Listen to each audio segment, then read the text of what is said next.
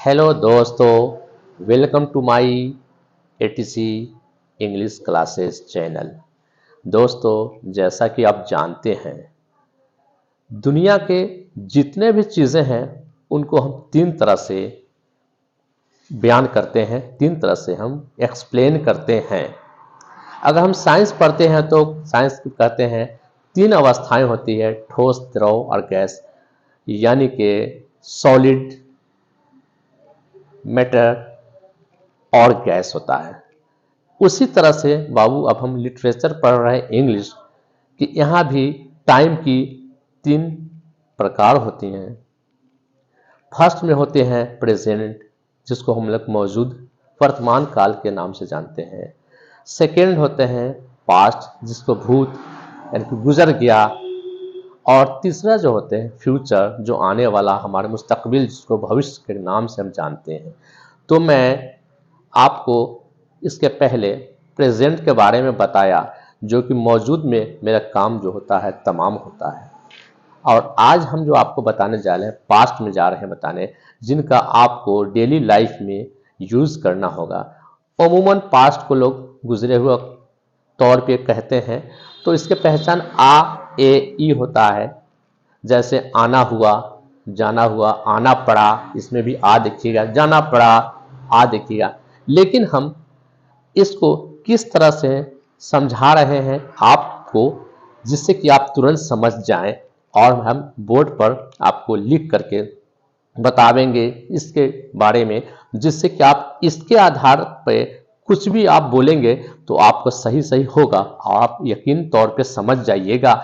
इसलिए कि अगर आप समझ जाते हैं तो कहीं भी आप किसी को समझा सकते हैं। लेकिन रटने वाली जो चीज़ होती है, रटा जाता है पोएट्री को, रटा जाता है कविता को, लेकिन ये तो कविता पोएट्री नहीं है, ये लिटरेचर है।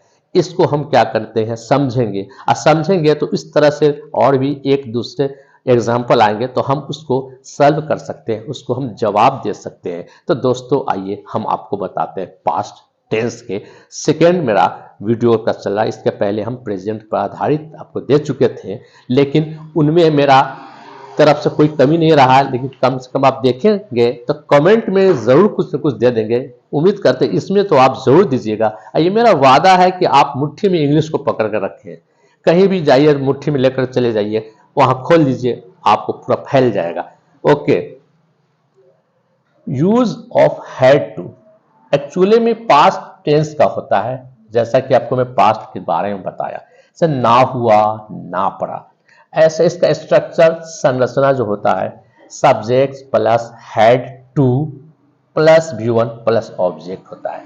ठीक है, अगर उदाहरण के तौर पे हम लेते हैं, जैसे में मुझे स्कूल जाना पड़ा, तो यहां भी पड़ा में आ लग गया, पर जोड़ आ, पर पड़ा। अगर हम कहेंगे या करके मुझे स्कूल जाना हुआ, तो आ करके जो आप यहां जो देखते हैं उस चीज को, आइडेंटिफिकेशन को ना के साथ, आप यहां भी आप देखेंगे ना के साथ। ये जो सेकेंड देखते हैं सेंटेंस में ना हुआ, तो ना हुआ ऐड हो गया, जिसके साथ क्रिया के साथ हो जाए, ना हुआ, ना हुए, ना हुई, ये जितने के जितने जो आएंगे गुजरे हुए जमाने के, गुजरे हुए समय की बात को आपको संबोधित करेंगे, तो आप समझ लीजिएगा कि पास्ट टेंस का। तो ना हुआ, और यहां भी देखिए ना हुआ। तो इन सबको लेकर के इस स्ट्रक्चर पे हम पुट अप करते हैं, रखते हैं। तो क्या होगा बाबू, आई सब्जेक्ट है, अगर मुझे है, मैं रहेगा, इसमें भी आप आई देंगे, कोई दिक्कत नहीं, वाक्य के हिसाब से आप इसको बोलेंगे मुझे। तो I had to go to school, मुझे स्कूल जाना पड़ा। अब कोई शख्स पूछे कि मुझे स्कूल जाना हुआ, फौरन आप ये बोलेंगे I had to go to school. इसलिए स्ट्रक्चर आपको हैड टू है, गुजरे हुए समय के लिए स्ट्रक्चर हैड टू का प्रयोग किया गया।